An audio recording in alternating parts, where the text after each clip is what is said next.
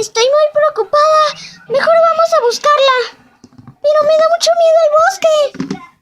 Es más importante mi hermana. Por favor, ciruelita, ayúdame.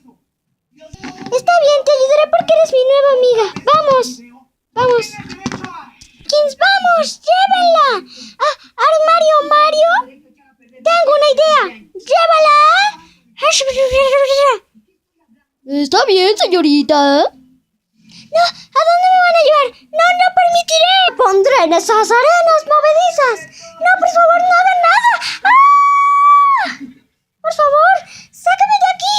Sáquenme de aquí. Sáquenme de aquí. Hasta luego, bella señorita. Hola, amigos. Ya la puse en las arenas movedizas. Genial. Tal vez así aprenda su lección a no meterse en la vida de Shopkins. Perdóneme usted, majestad, pero era el mundo Shopkilandia. Gracias por corregirme, me hacía falta. ¡Ya me cansé! Llevamos mucho tiempo y no sé por dónde ir ahora. Tranquila, no te preocupes. Sígueme. Pero estoy cansadísima. ¡Vamos! Sígueme. ¡Auxilio! ¡Me estoy llenando! ¡Me estoy hundiendo cada vez más! ¡Sofía, por favor, ven a ayudarme! ¡Ayúdame, por favor! ¡Sofía! ¡Ayúdame! ¡Ayúdame! ¡Ayuda! ¡Ayúdame!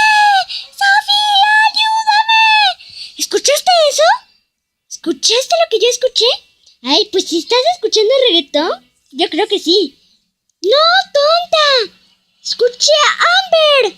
Ah, entonces también. ¡Vamos, rápido, sígueme! ¡Shopkins! ¡Tenemos más compañía! ¿A qué se refieren con más compañía? ¡Shopkins, al ataque! ¡Ah! ¡Continuará!